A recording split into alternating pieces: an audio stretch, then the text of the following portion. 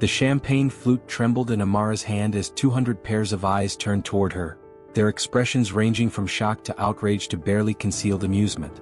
The crystal chandelier above cast glittering shadows across faces worth billions of dollars collectively, and every single one of them was staring at the cafe waitress who had just called them hypocrites. Did she just, someone whispered. A waitress lecturing us about charity? Nicole Marsh's voice cut through the stunned silence like a blade. Amara's heart hammered against her ribs, but she lifted her chin higher. Behind her, she could feel Alexander's presence, could almost hear him calculating the cost of this moment to his reputation, his business deals, his carefully constructed world. In 30 seconds she had probably destroyed everything he'd worked for.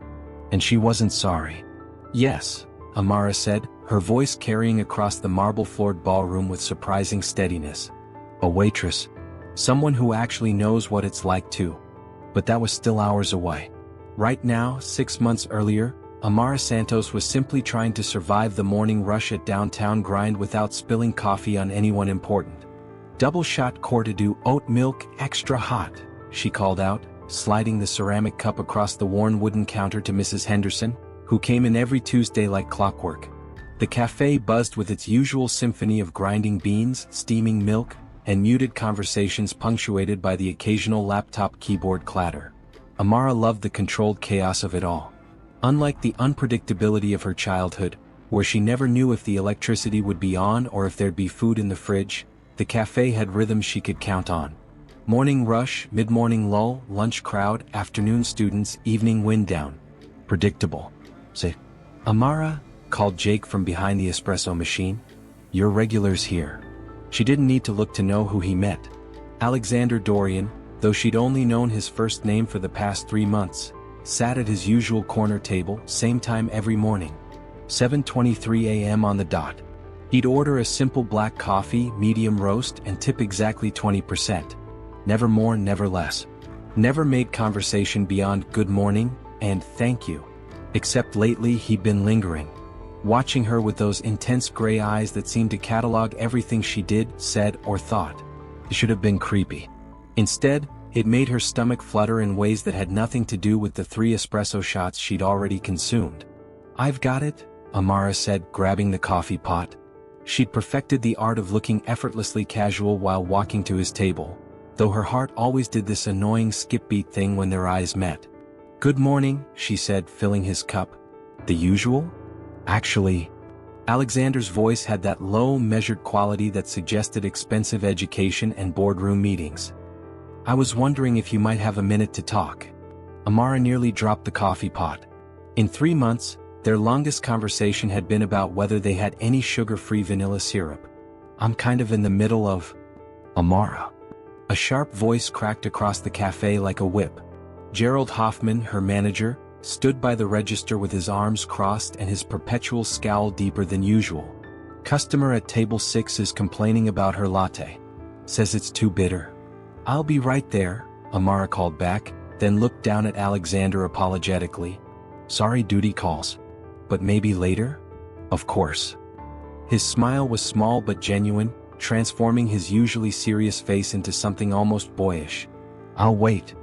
She shouldn't have felt so ridiculously pleased by those 2 words. The customer at table 6 turned out to be Mrs. Whitmore, a woman who complained about everything from the temperature of her drink to the music being too loud, it wasn't, to the chairs being uncomfortable. They were the same chairs she'd been sitting in twice a week for a year. Amara listened patiently, remade the latte, and managed to turn the woman's frown into grudging approval. It was a skill she'd learned young, how to defuse tension, how to make people feel heard, how to smooth over conflicts before they escalated.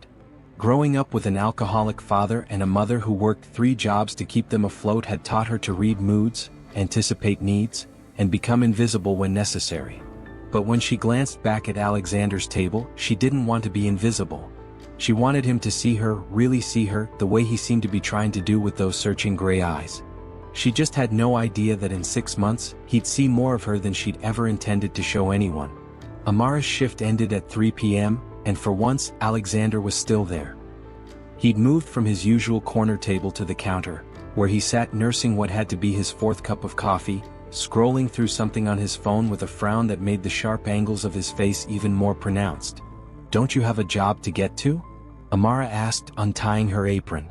The cafe had emptied out after the lunch rush, leaving just a few students with laptops and the persistent hum of the espresso machine. I am working, he said, gesturing to his phone. Conference call in 20 minutes. Must be nice having a job where you can work from a coffee shop. She grabbed her jacket from behind the counter, hyper-aware of how his eyes followed her movement. What do you do anyway? You've been coming here for months and I still don't know. Something flickered across his face, hesitation, maybe guilt. It's complicated. Try me. I'm smarter than I look. I never doubted that. His smile was soft, but there was tension around his eyes. Amara, about that conversation I wanted to have. The mysterious Alexander Dorian finally ready to reveal his secrets? She meant it teasingly, but his expression went carefully blank. How do you know my last name? Heat crept up her neck. Your credit card. I may have noticed. Once or twice. Or every single time he paid because she was pathetic like that. Right? He stood abruptly, and Amara realized how tall he was. At least 6'2", broad shoulders filling out his simple black sweater in ways that made her mouth go dry. Walk with me. They stepped out into the crisp October air, golden leaves crunching under their feet as they headed toward Riverside Park. Amara shoved her hands into her jacket pockets, suddenly nervous about being alone with him outside the safe confines of the cafe. I haven't been entirely honest with you, Alexander said after they'd walked in silence for a few minutes. Amara's stomach dropped. Here it comes, she thought. He's married. Or gay. Or a serial killer. Okay. My full name is Alexander Dorian. I'm the CEO of Dorian Industries. Amara stopped walking, stared at him, started laughing. That's not funny, Alexander said, looking genuinely confused. Dorian Industries? She laughed harder, ignoring the hurt that flashed across his face. You mean the Dorian Industries? The one with the huge building downtown? The one that's always in the news for hostile takeovers and corporate mergers? Yes. The laughter died in her throat. He wasn't joking. The serious set of his mouth, the way he stood straighter now as if he was bracing for her reaction. This was real. You're a billionaire, she said slowly. Technically, yes. And you've been slumming it at my cafe for 3 months. The words came out sharper than she intended, but suddenly everything felt different. The expensive watch she'd noticed but dismissed. The way he never seemed to check prices. The quiet confidence that came from never having to worry about money. It's not like that. Isn't it? Amara stepped back, wrapping her arms around herself. What is this, some kind of social experiment? Rich guy sees how the other half lives. Amara, no. Alexander reached for her, but she flinched away. I come to your cafe because it's the only place where people don't want anything from me. Where I can just be normal. Normal. She laughed, but there was no humor in it. Right. And I'm what, your pet charity case? The poor waitress who makes you feel better about yourself. That's not. He ran a hand through his dark hair, frustration evident in every line of his body. Damn it, this is coming out all wrong. Is it? Because from where I'm standing, it looks like you've been lying to me for months. I never lied. You never told the truth either. Amara turned to walk away, but his voice stopped her. I need your help. She spun around. Excuse me? There's this event. A charity gala hosted by Nicole Marsh. She's a rival CEO. I need a date and He took a deep breath. I need someone real. Someone who won't spend the entire evening calculating what they can get out of me. Amara stared at him in disbelief. You want me to be your charity date to some fancy party? I want you to be my date, he said quietly. Period. The way he looked at her when he said it, like she was something precious, something worth fighting for, made her breath catch. But the rational part of her brain, the part that had learned not to trust beautiful promises from men who lived in different worlds, was screaming warnings. Why me, Alexander? Really, why? He stepped closer, close enough that she could smell his cologne, something expensive and subtle that probably cost more than her rent. Because in 3 months of watching you handle everything from difficult customers to broken equipment to that jackass manager of yours, I've never seen you be anything but genuine. And He paused, vulnerability flickering across his features. I can't remember the last time I met someone genuine. Amara's heart did that stupid fluttering thing again, even as her brain cataloged all the reasons this was a terrible idea. Absolutely not. Amara's answer came swift and decisive as they stood facing each other in the park, autumn wind whipping strands of her dark hair across her face. Alexander's expression didn't change, but she caught the slight tightening around his eyes. You haven't heard the details yet. I don't need to. I'm not going to be your arm candy at some billionaire pissing contest. That's not what this is. His voice carried an edge of frustration that made him seem more human, less like the polished businessman she was trying to reconcile with the quiet coffee drinker she'd been fantasizing about for months. Isn't it? Amara started walking again, needing movement to process the chaos in her head. You just told me you need someone real, for a party where you're going to face off with your rival. Sounds like you want to parade me around to prove some point. Alexander fell into step beside her, his longer stride easily matching her agitated pace. Nicole Marsh collects people like trophies. Supermodels, actresses, anyone who'll make her look powerful and desirable. She expects me to show up with someone from the same pool. So you want to what, shock her with the waitress? I want to show up with someone who isn't for sale. The quiet intensity in his voice made Amara stop abruptly. When she looked at him, really looked, she saw something raw in his expression. Exhaustion maybe, or loneliness so deep it made her chest ache. How many women have you dated who were for sale? She asked softly. Alexander's laugh was bitter. Take your pick. The socialite who leaked our private conversations to gossip blogs. The actress who was only interested in funding for her production company. The heiress who wanted me to buy her father's failing business.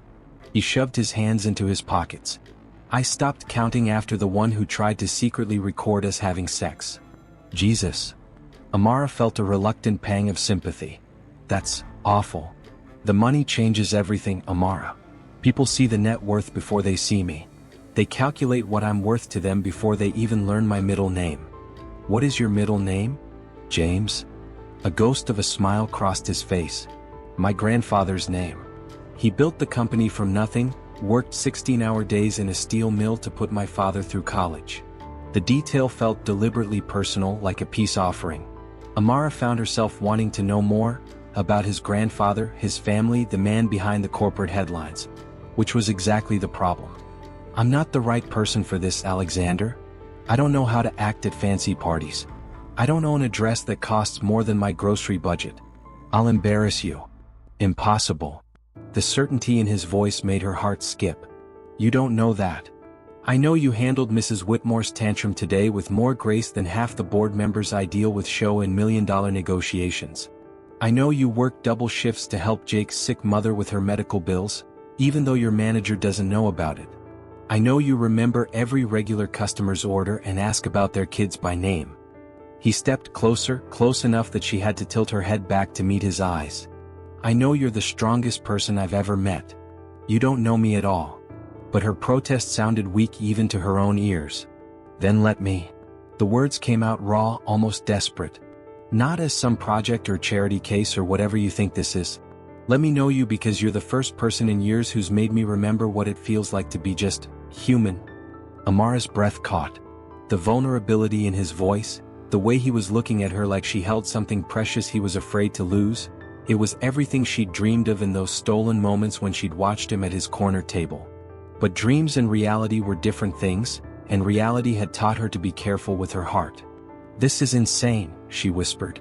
Probably. Alexander reached up slowly, giving her time to pull away, and brushed the wind-blown hair from her face. His fingers were warm against her skin, and she found herself leaning into the touch despite every rational thought screaming at her to run. But I haven't felt anything real in so long, Amara. Please. The please broke her. Not the money or the charm or even the magnetic pull she felt toward him, but the raw honesty in that single word. When was the last time someone as powerful as Alexander Dorian had said please to her about anything? One night, she heard herself say. One party. And if you make me regret this. You won't. The relief in his expression was so genuine it made her chest tight. I promise. Alexander stepped even closer, and suddenly the space between them felt electric, charged with months of careful glances and unspoken attraction. Amara's pulse hammered in her throat as his hand cupped her face, thumb tracing her cheekbone. Amara, he breathed, and then his lips were on hers. The kiss was soft at first, tentative, as if he was afraid she might disappear. But when she kissed him back, her hands fisting in his sweater to pull him closer, he deepened it with a hunger that made her knees weak. He tasted like coffee and possibility, like everything she'd wanted but never dared to reach for. When they finally broke apart, both breathing hard, Amara knew she was in serious trouble. "One night," she repeated, but they both knew it was already too late for limitations. Amara stared at her reflection in the three-way mirror at Bergdorf Goodman, where the price tags made her dizzy and the salespeople spoke in hushed, reverent tones. "I feel like a fraud. I feel like a fraud." Amara stared at her reflection in the three-way mirror at Bergdorf Goodman, where the price tags made her dizzy and the salespeople spoke in hushed, reverent tones. The red gown she wore probably cost more than she made in 6 months, and despite its undeniable beauty, she felt like a little girl playing dress-up in her mother's clothes. "You look stunning." Alexander's voice came from behind her, warm with appreciation. He'd been nothing but patient during the 2 hours they'd spent shopping, offering opinions when asked but mostly just watching her with those intense gray eyes that made her stomach flutter. "I look expensive," Amara corrected, smoothing the silk fabric over her hips. "There's a difference." The personal shopper, a woman named Vivian who had the kind of bone structure that belonged on magazine covers, nodded approvingly. "The color is perfect with your complexion. Very sophisticated." Sophisticated. Amara almost laughed. Nothing about her life had ever been sophisticated. She was the girl who'd learned to do her own highlights with a box kit from the drugstore, who shopped at thrift stores and considered Target a splurge. "We'll take it," Alexander said, reaching for his wallet. "No." The word came out sharper than Amara intended. Both Alexander and Vivian looked at her in surprise. "I mean thank you, but I can't let you buy this for me." "Amara?" "I said no." She turned to face him fully, acutely aware of Vivian pretending not to listen while she fussed with hangers nearby. "I'm already way out of my comfort zone here. If you pay for the dress, I'll feel like a kept woman." Alexander's expression softened. "That's not what this is. Isn't it? Rich man buys poor woman fancy clothes so she can play the part he needs her to play." The words hung between them, sharp with her own insecurities. Alexander stepped closer, lowering his voice so only she could hear. "I asked you to this party because I want you there. With me. Not because I need you to play a part." His hand found hers, fingers intertwining. "But if paying for the dress makes you uncomfortable, we'll figure something else out." The sincerity in his voice made her chest tight. Amara looked at their joined hands, his so much larger than hers, probably softer too since he'd never worked a day of manual labor in his life, and felt the first crack in her defensive walls. "I've never owned anything this beautiful," she admitted quietly. "Then let me give this to you. Not because you need me to, but because I want to. Because seeing you in something that makes you feel beautiful would make me happy." The way he looked at her when he said it, like she was already beautiful, dress or no dress, made her resolve waver. Amara had spent her whole life being practical, responsible, careful with money because she'd never had enough of it. The idea of accepting something so extravagant felt reckless and wonderful and terrifying. "Okay," she whispered. "But this is it. No shoes, no jewelry, no." "Absolutely shoes," Alexander interrupted with a smile that made her heart skip. "Have you seen the heels these women wear? You'll need armor." Despite herself, Amara laughed. "Fine. But nothing else." "Nothing else," he agreed, though his eyes held a mischievous glint that suggested he was already planning to break that promise. An hour later, Amara found herself in possession of not just the emerald gown and silver heels that made her legs look endless, but also a small clutch that Alexander insisted was practically free, and a delicate silver necklace that he claimed would be criminal not to wear with the dress. "You're incorrigible," Amara said as they walked back to his car, shopping bags in hand. "I prefer generous," Alexander replied, opening the passenger door of his sleek black BMW for her. "Same thing when you have unlimited money." "I don't have unlimited money." Amara gave him a look. "You have enough money that the difference doesn't matter." Alexander was quiet as he started the car, and Amara wondered if she'd offended him. But when they stopped at a red light, he turned to her with an expression she couldn't quite read. "My grandfather used to tell me that money was a tool, not a goal. That the measure of a man wasn't what he could buy, but what he chose to do with what he had. He reached over and took her hand again. I've spent a lot of years forgetting that lesson. Being with you, it reminds me. The light turned red, but Amara barely noticed. There was something vulnerable in Alexander's voice, a glimpse of the man beneath the corporate success. She found herself wondering what his grandfather would think of this. His billionaire grandson falling for a waitress from the wrong side of town. What happens after the party? She asked quietly. Alexander's grip on her hand tightened slightly. What do you want to happen? I don't know. The honest answer scared her. A week ago, her biggest worry had been making rent. Now she was falling for a man whose world she couldn't even comprehend. This all feels very Cinderella, you know? Beautiful dress, fancy party, handsome prince. But Cinderella stories don't usually work out in real life. Who says this is a fairy tale? Alexander's voice was soft but serious. Maybe it's just two people who found something real in an unexpected place. Amara wanted to believe him. God, how she wanted to believe him. But as they drove through the city toward her apartment, she couldn't shake the feeling that she was about to step into a world that would change everything, and she wasn't sure she'd recognize herself when it was over. The Marsh Mansion looked like something out of a Hollywood movie, all marble columns, crystal chandeliers, and perfectly manicured gardens lit by strategically placed spotlights. Amara's hand tightened on Alexander's arm as their driver pulled up the circular drive behind a parade of Bentleys, Maseratis, and cars she couldn't even identify. Second thoughts? Alexander asked quietly, his thumb stroking over her knuckles where her hand rested in the crook of his elbow. Third and fourth thoughts, Amara admitted, watching elegantly dressed guests glide up the front steps like they belonged in a different century. These people are going to take one look at me and know I don't belong here. Good. Alexander's answer surprised her. When she looked at him questioningly, he smiled. Let them look. They'll see what I see, someone beautiful, intelligent, and completely genuine. Something most of them haven't encountered in years. The driver opened her door, and there was no more time for doubts. Alexander stepped out first, then offered his hand to help her from the car. The emerald silk pooled around her as she stood, and she caught several guests turning to stare. Some looks were curious, others calculating, but Amara noticed more than a few women giving Alexander envious glances. Alexander Dorian. A voice boomed across the entrance hall as they stepped inside. A distinguished man with silver hair and a perfectly tailored tuxedo approached with arms outstretched. I was wondering if you'd make an appearance tonight. Senator Morrison. Alexander's greeting was polite but cool. Always a pleasure. May I introduce Maya Santos? The senator's eyes flicked over Amara with the swift assessment of a politician used to cataloging potential allies and threats. His smile never wavered, but she caught the slight pause before he extended his hand. Charming, he said, though his tone suggested he found her anything but. And what is it you do, Miss Santos? The question everyone had been waiting to ask. Amara felt the curious gazes of nearby guests like spotlights.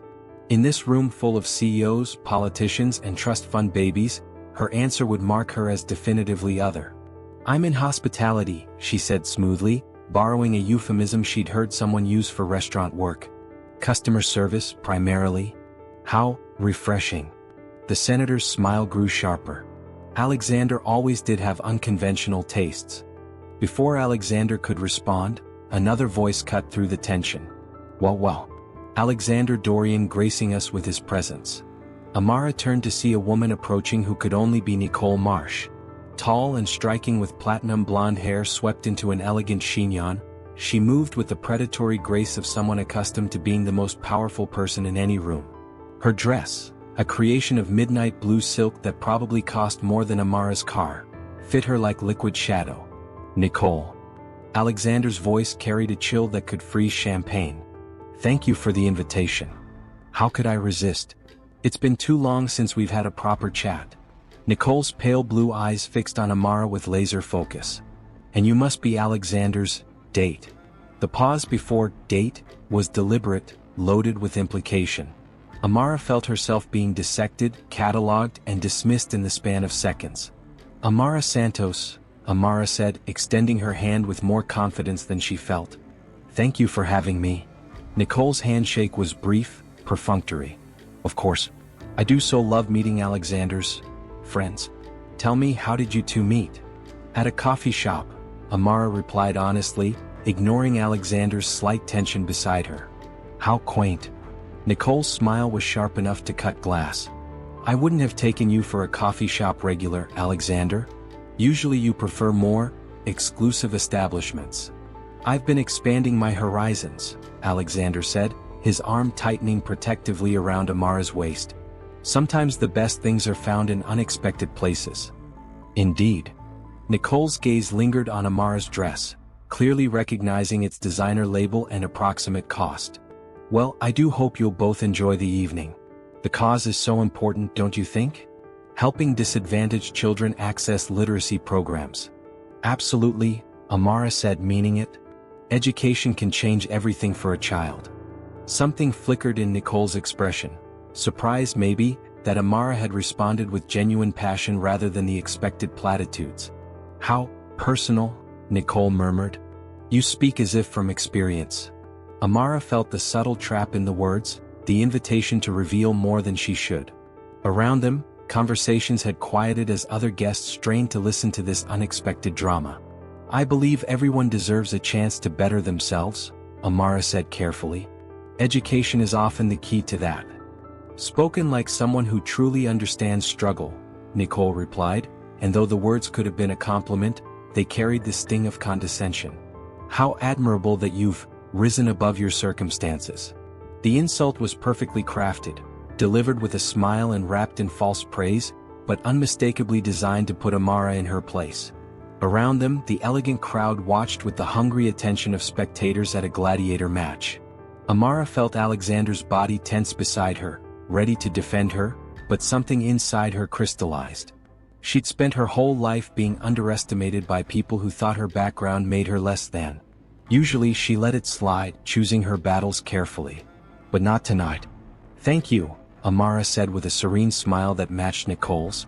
I've found that understanding struggle often provides valuable perspective on what true generosity looks like. The words landed like a perfectly aimed arrow. Nicole's smile faltered for just a moment before returning full force. Indeed, she said, but her eyes had turned arctic. Well, I should mingle with my other guests. Do enjoy the champagne, it's Dom Perignon. As Nicole glided away, Amara realized she just fired the opening shot in a war she wasn't sure she was equipped to fight. The champagne tasted like bubbles and regret. Amara stood near the marble fireplace, watching Alexander work the room with the practiced ease of someone born to this world. He moved from group to group, discussing mergers and market fluctuations with the casual confidence of a man who'd never had to worry about making rent. When he laughed at some banker's joke, his whole face transformed, and Amara felt that familiar flutter in her chest, followed immediately by a twist of something darker. Quite the catch, isn't he? Amara turned to find a woman about her age approaching, crystal champagne flute in hand. She was beautiful in that effortless way that spoke of good genetics and better skin care, her auburn hair swept into a chignon that probably cost more than Amara's monthly grocery budget. I'm sorry? Alexander Dorian. The woman's smile was friendly, but her eyes held a calculating gleam. I'm Sophia Hartwell. My father owns Hartwell Industries. We've done business with Dorian for years. Maya Santos. Amara shook the offered hand, noting the woman's perfect manicure and tennis bracelet that caught the light like captured stars. I have to say, you're not his usual type. Sophia sipped her champagne, studying Amara over the rim. Usually he goes for the socialite crowd. Trust fund princesses, you know? Women who understand the game. The game? Oh, you know. Sophia waved a dismissive hand. The whole dance. Who you're seen with, which charities you support, how you position yourself in society. It's all very strategic when you're at Alexander's level. Amara's stomach tightened. Strategic. Don't look so worried. I'm sure he's quite taken with you. There's something to be said for authenticity. The word dripped with condescension. Though I do wonder how long that novelty will last. Before Amara could respond, Sophia had drifted away, leaving her words hanging in the air like poison. Amara drained her champagne in one gulp, needing the burn to counteract the chill spreading through her chest. Another drink, miss? A server appeared at her elbow, a young man about her own age with tired eyes and the kind of practiced invisibility Amara recognized from her own service industry experience. As he refilled her glass, she caught fragments of conversation from a nearby group of men in expensive suits. Tax write-off is substantial, especially if we structure it through the Cayman account. Brilliant, really. Marsh's charity gives us the perfect cover for pennies on the dollar for what we save in avoided taxes. Amara's blood chilled. They were talking about Nicole's literacy charity, the one that was supposedly helping disadvantaged children. But from what she was hearing, it sounded more like an elaborate tax evasion scheme. "Excuse me," she said to the server as he turned to leave. "The charity tonight, do you know anything about the actual programs?" The young man glanced around nervously. I probably shouldn't say anything, miss. Please. I'm genuinely curious about the literacy work." He hesitated, then leaned closer, lowering his voice. "My little sister applied for one of their tutoring programs last year. They told her there was a waiting list, but..." He shrugged. "Far as I can tell, she's still waiting. Most of the kids in her school never heard back either." Amara felt sick. But the fundraising materials said they helped thousands of children. Maybe they do somewhere. Just not in the neighborhoods that need it most. The server straightened quickly as someone called for champagne across the room. "If you'll excuse me, miss." Amara watched him hurry away, her mind reeling. Around her, the party continued, elegant guests discussing their second homes and private jets while patting themselves on the back for their charitable giving. The irony was suffocating. "You look like you've seen a ghost." Alexander's voice startled her. He'd appeared at her side, his hand warm on the small of her back, but for the first time since their kiss in the park, his touch didn't comfort her. "Just processing," she said, forcing a smile. "The Hendersons were asking about you. They want to know about your work in hospitality." Alexander's pride was evident in his voice. "I told them you had a gift for connecting with people." "Right. My gift." Amara took another sip of champagne, noting how Alexander's eyes tracked the gesture with slight concern. "Amara, what's wrong?" "Nothing. Just, this is all very overwhelming." She gestured at the opulent room, the glittering guests, the servers weaving between them like ghosts. "I feel like I'm watching a performance and everyone knows their lines but me." Alexander's expression softened. "I know it's a lot. These people, they're not all bad, but they live in a bubble sometimes. They forget what the real world looks like." "Do you?" The question came out sharper than she intended. Alexander blinked. "Do I what?" "Forget what the real world looks like." Amara met his eyes, searching for something she couldn't name. "When was the last time you had to choose between paying rent and buying groceries? When did you last worry about whether your car would start in the morning because you couldn't afford to fix it?" "Amara?" "I'm not trying to attack you," she said quickly, seeing the hurt flash across his face. "I'm just trying to understand how all this works. Your world." "It's not just my world anymore," Alexander said quietly. "I want it to be ours." The sincerity in his voice made her chest ache. Amara wanted to believe him, wanted to sink into the fairy tale and trust that love could bridge any gap.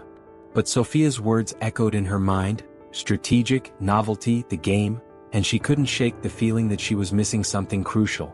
Across the room, Nicole Marsh stepped up to a small podium, her radiant smile commanding instant attention. The conversations gradually died as guests turned toward their hostess. "Ladies and gentlemen," Nicole's voice carried easily across the marble-floored ballroom. "Thank you all for being here tonight to support such a vital cause." Amara watched the elegant crowd nod approvingly, champagne glasses raised in tribute to their own generosity. None of them knew what she'd just learned about the charity's real impact, or maybe they did and simply didn't care. As Nicole began her speech about helping disadvantaged children access education, Amara felt something crystallize inside her chest. Something that felt dangerous and necessary and completely terrifying. She was about to find out just how strategic Alexander's interest in her really was. Nicole Marsh commanded the room like a queen addressing her court. Standing behind the podium with perfect posture and a radiant smile, she spoke about disadvantaged children with the practiced passion of someone who delivered this speech a dozen times. "Education is the great equalizer," Nicole proclaimed, her voice carrying across the silent ballroom. "Through our Children's Literacy Foundation, we've reached over 10,000 children this year alone, providing them with the tools they need to break the cycle of poverty." Polite applause rippled through the crowd. Amara watched the elegant guests nod approvingly, their expressions radiating self-satisfaction. She thought about the server's sister, still waiting on a list that might not exist, and felt her jaw clench. "Tonight, we've raised over $2 million, Nicole continued, her smile growing brighter. "Money that will go directly to expanding our tutoring programs in underserved communities." More applause. Amara's champagne glass trembled in her hand as she remembered the conversation she'd overheard. Tax write-offs, Cayman accounts, pennies on the dollar. Her chest felt tight, like she couldn't get enough air. "These children represent hope," Nicole said, her voice growing more impassioned. "Hope for a better future, hope for breaking generational cycles of disadvantage. When we invest in them, we invest in all of our futures." The crowd murmured appreciative agreement. Several guests dabbed at their eyes with silk handkerchiefs, moved by their own generosity. Amara couldn't take it anymore. "Excuse me." Her voice cut through the applause like a blade. Every head in the room turned toward her. 200 pairs of eyes suddenly focused on the woman in red who dared to interrupt Nicole Marsh's moment of triumph. Nicole's smile faltered for a fraction of a second before returning full force. "Yes, dear?"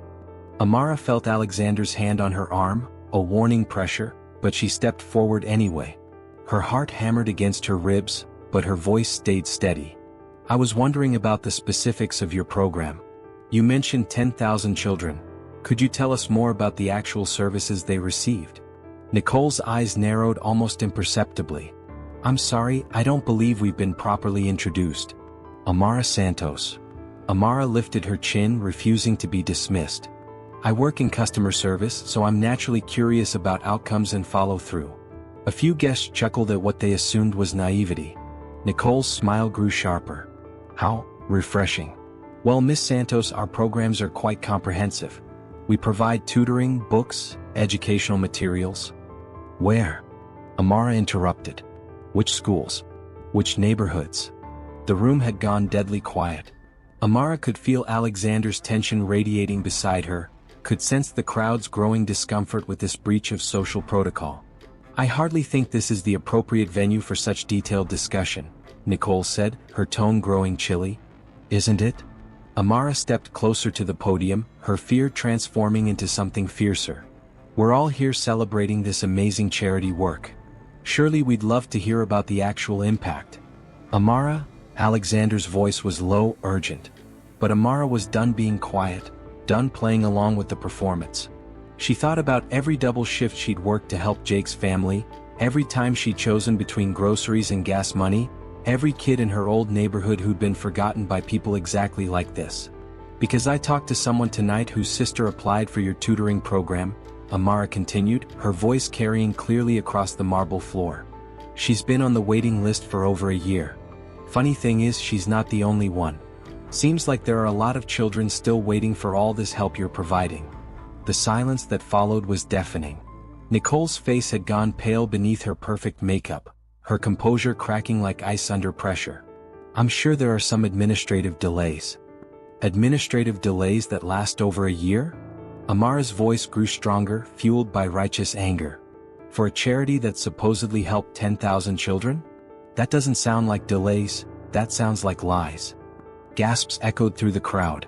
Someone's champagne glass hit the floor with a crystal crash. "How dare you?" Nicole breathed, her mask finally slipping completely. "You have no idea what you're talking about. You're just some waitress playing dress-up, trying to feel important by attacking people who actually make a difference."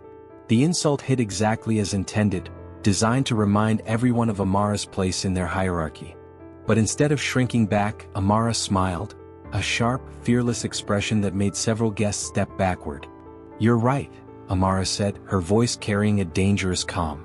"I'm just a waitress. Someone who actually works for her money instead of inheriting it. Someone who knows what it's like to struggle, to choose between necessities, to be dismissed by people who think their bank account makes them better human beings." She turned to address the entire room, her emerald dress catching the chandelier light like armor. "I've spent tonight listening to you all congratulate yourselves for your generosity while discussing tax shelters and write-offs in the same breath. Watching you pat yourselves on the back for helping children while treating the people serving you tonight like they're invisible. You want to know what real charity looks like? It's my co-worker picking up extra shifts to help pay for his mother's cancer treatment. It's my neighbor watching 3 kids after school for free because their parents work 2 jobs just to keep a roof over their heads. Amara sees things I've been blind to my entire life.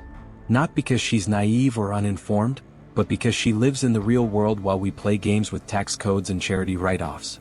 Nicole had recovered enough to attempt damage control. This is all very touching, but accusations without proof. I have proof. The voice came from an unexpected source, the young server who told Amara about his sister. He stood near the kitchen doors, still holding a tray of champagne, but his posture had straightened with resolve. Jerome, get back to work, Nicole snapped. No ma'am, I don't think I will.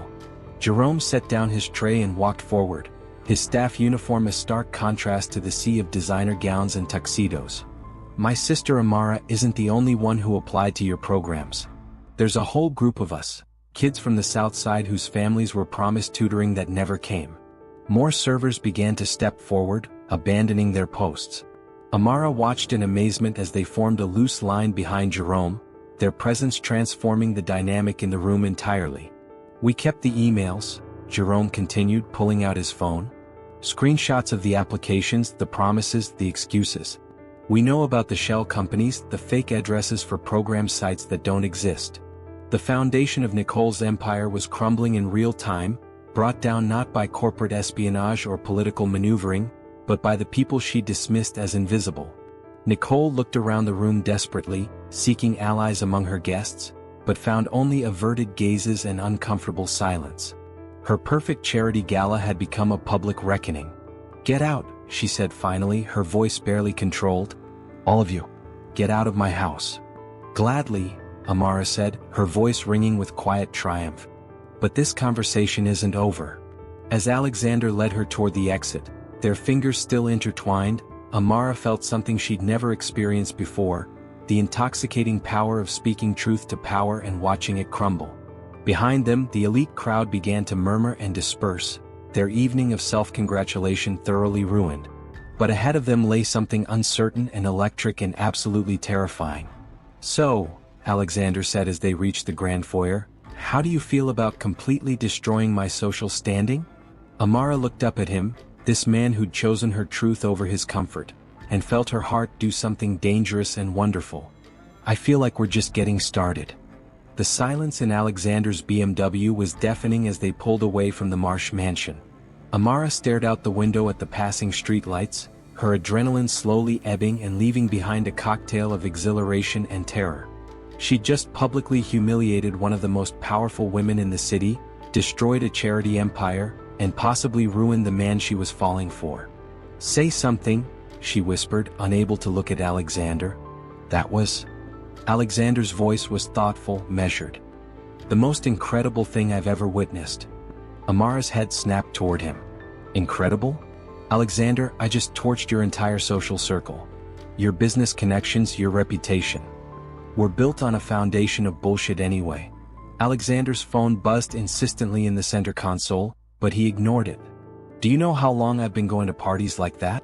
15 years. And not once, has anyone asked the questions you asked tonight. That's because they already knew the answers, Amara said bitterly. They just didn't care. Alexander pulled over to the curb and turned to face her fully.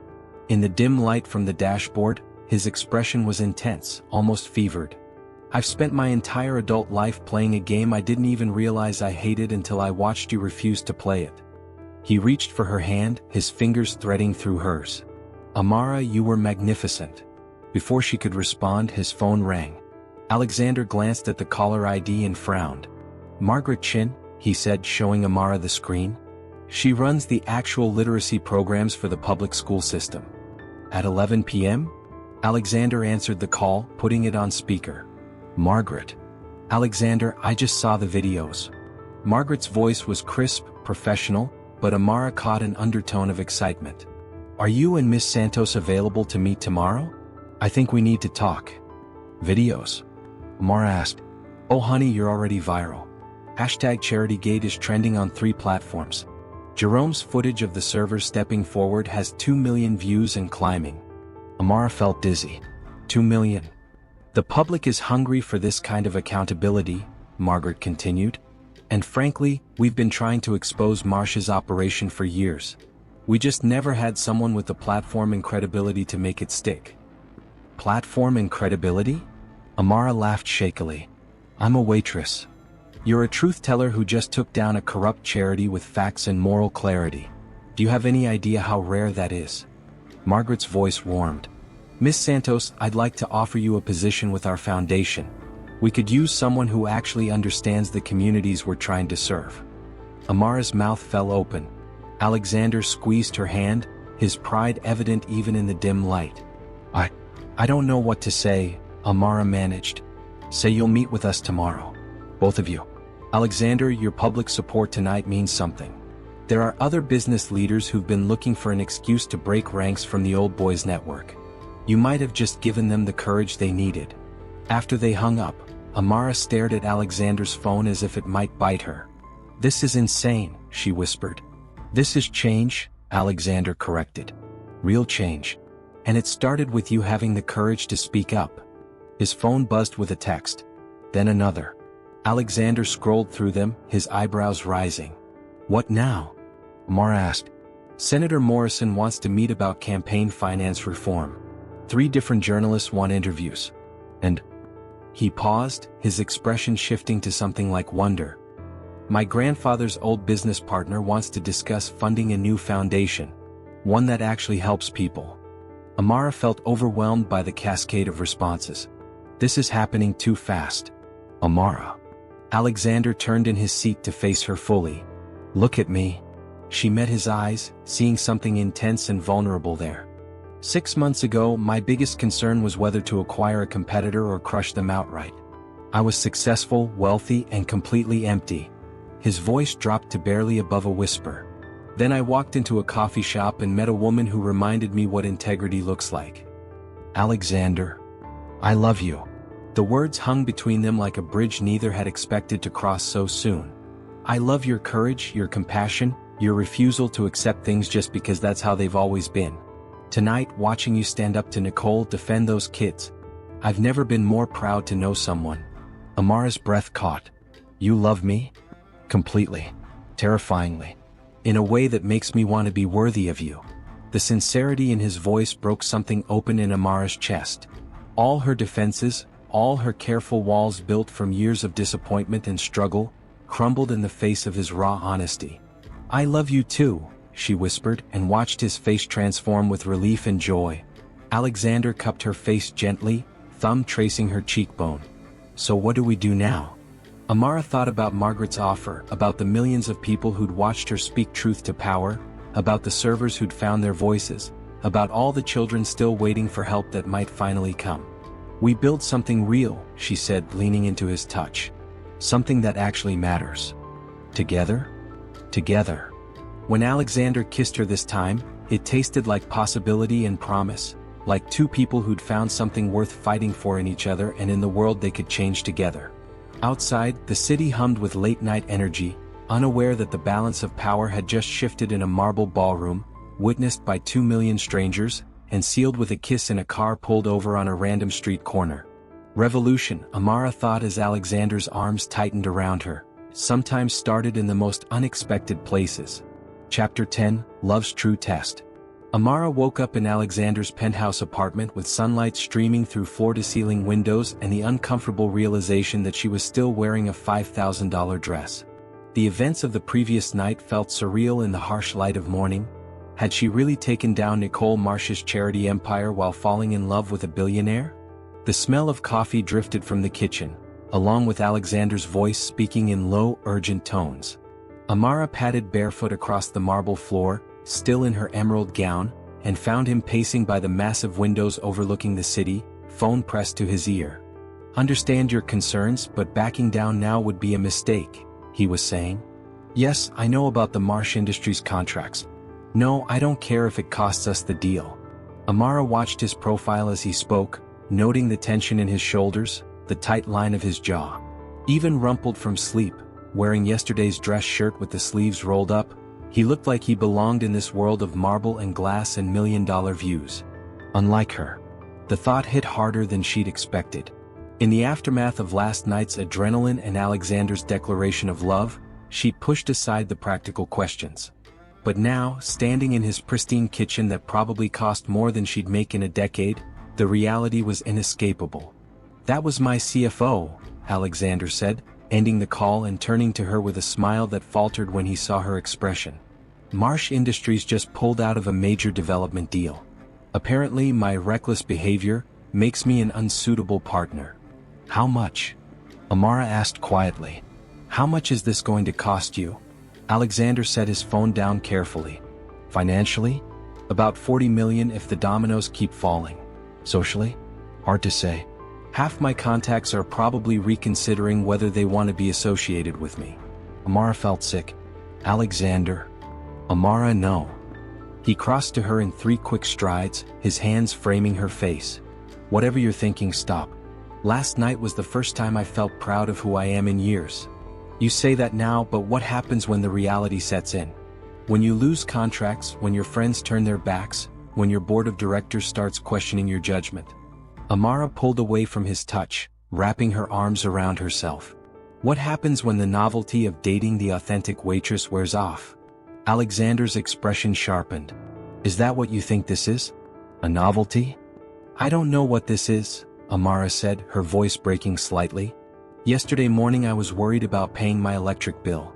Now I'm trending on social media and being offered jobs by foundations and falling in love with someone whose coffee budget is probably bigger than my rent." She gestured around the penthouse, at the art that belonged in museums and the view that stretched to the horizon. "Look at this place, Alexander. Look at my life. Do you really think this is sustainable?" Alexander was quiet for a long moment, studying her with those gray eyes that seemed to see too much. "You're scared?" he said finally. "Of course I'm scared." The words exploded out of her. "I'm terrified. Of not being enough, of being your charity project, of falling so hard for you that I lose myself in your world." "And I'm scared too," Alexander said quietly. "Terrified that you'll decide I'm not worth the complications. That you'll look at everything I've been part of, the tax shelters, the corrupt charity galas, the bubble I've lived in, and realize you can't love someone who was complicit in all of it." Amara blinked, startled by his vulnerability. "I've never had to prove I was worthy of someone before," Alexander continued. "Never had to earn love instead of buying it or commanding it or manipulating it. You make me want to be better, Amara, but I don't know how to be better. I just know I want to learn." The raw honesty in his voice cracked something open in Amara's chest. She thought about how he'd stood beside her last night, choosing her truth over his comfort. How he'd publicly acknowledged his own complicity, risked his reputation for what was right. "You're already better," she said softly. "But Alexander, if we do this, really do this, it can't be me changing to fit your world. It has to be us building something new together." "What does that look like?" he asked. Amara took a deep breath, feeling like she was stepping off a cliff. "It looks like me keeping my job at the cafe, at least for now, because that's who I am. It looks like you understanding that I won't be your arm candy at events where people spend more on appetizers than families make in a month. Done. It looks like us working together on the foundation Margaret mentioned, but as equal partners, not as the billionaire and his pet project." "Absolutely. And it looks like you proving that this isn't just an infatuation with someone different. That you can love me when I'm cranky in the morning and worried about money and pushing back against your ideas." Alexander stepped closer, hope flickering in his expression. "How do I prove that?" Amara met his eyes, seeing her own fears reflected back at her, along with something deeper and more permanent. "Time," she said simply. "Just time. And patience. And the understanding that I'm going to screw this up sometimes because I've never been in love with someone who lives in a different universe." "I've never been in love, period," Alexander admitted. "So we'll screw it up together." Amara laughed despite herself. "That's not very romantic." "Maybe not," Alexander said, pulling her closer. "But it's honest, and I think honest is what we both need right now." When he kissed her this time, it was softer than the night before, less desperate and more certain. Like a promise they were both ready to keep. "So," he murmured against her lips. "Ready to build something new?" Amara thought about Margaret's offer, about the servers who'd found their voices, about all the ways their worlds could collide and create something beautiful. "Ready," she said, and meant it completely. 3 months later, Amara was running late for her own foundation meeting. She burst through the doors of downtown Grind at 7:15 a.m., 15 minutes before her shift started, to find Alexander already at his usual corner table with 2 cups of coffee and a stack of papers that looked suspiciously like legal documents. "Please tell me those aren't more contracts," Amara said, grabbing her apron from behind the counter. "I still haven't finished reading the ones from yesterday." "These are better," Alexander said, his eyes following her as she moved with practiced efficiency through her opening routine. Even after 3 months of watching her work, he still looked at her like she was performing magic instead of simply making coffee. "Margaret's team finalized the community outreach structure. We can officially start hiring next week." Amara paused in wiping down the espresso machine. The Santos Dorian Foundation for Educational Equity, a name that still made her slightly dizzy to say out loud, had consumed most of her free time since Margaret Chen's job offer. What had started as a simple position with the Public School Foundation had evolved into something much bigger when Alexander offered to fund an entirely new organization, with Amara as co-director. "Jerome's sister will be our first scholarship recipient," Alexander continued, consulting his notes. "Full ride to community college, plus a paid internship at the foundation during summers." The smile that spread across Amara's face was worth every late night they'd spent poring over mission statements and budget projections. Keisha Williams, the girl who'd been stuck on Nicole Marsh's fake waiting list, would now have opportunities that had seemed impossible just months ago. "And the tutoring centers?" Amara asked, beginning to steam milk for the morning rush that would start any minute. "Lease signed on the first location. South Side, walking distance from 3 elementary schools. We'll be operational by September." Amara felt that familiar flutter of excitement mixed with terror. The foundation was becoming real, with real money and real responsibility and real children counting on them to deliver what Nicole Marsh never had. "Speaking of September," Alexander said, his tone shifting to something more careful. "My mother wants to meet you." Amara's hand stilled on the espresso machine handle. In 3 months of dating, Alexander had mentioned his family only in passing. Parents who split their time between homes in the Hamptons and Switzerland, a younger sister finishing her PhD at Harvard. People who lived in the same stratosphere as Nicole Marsh in her circle. "She wants to meet the woman who convinced her son to give away half his fortune," Alexander clarified, correctly interpreting Amara's expression. "I didn't convince you to do anything," Amara protested. "That was your choice. A choice I made because of you." Alexander stood and walked to the counter, leaning against it with a casual confidence that still made her heart skip. "Because you showed me what actually matters." The morning bell chimed as the first customer walked in, Mrs. Henderson, right on schedule. Amara poured her usual courte-à-deux while Alexander gathered his papers, their routine as comfortable as breathing now.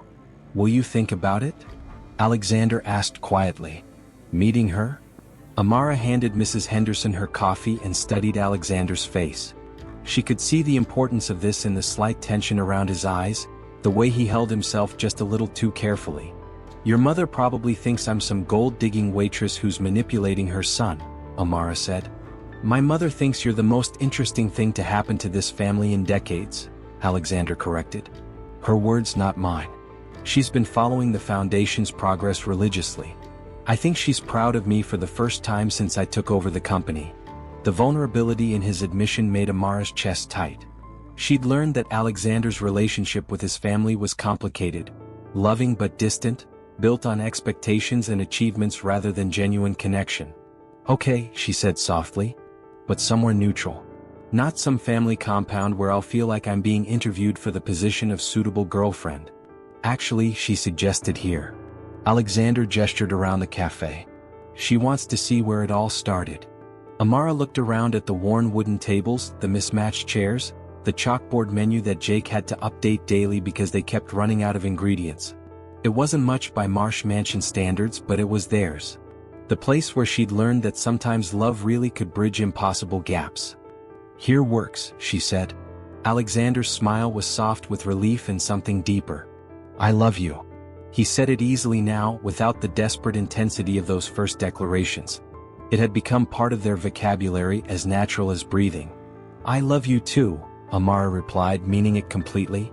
As Alexander headed out to his morning meetings and Amara turned to face the breakfast rush, she caught sight of their reflection in the window, the billionaire in his perfectly tailored suit and the waitress in her café apron, looking like they belonged together despite all logic to the contrary.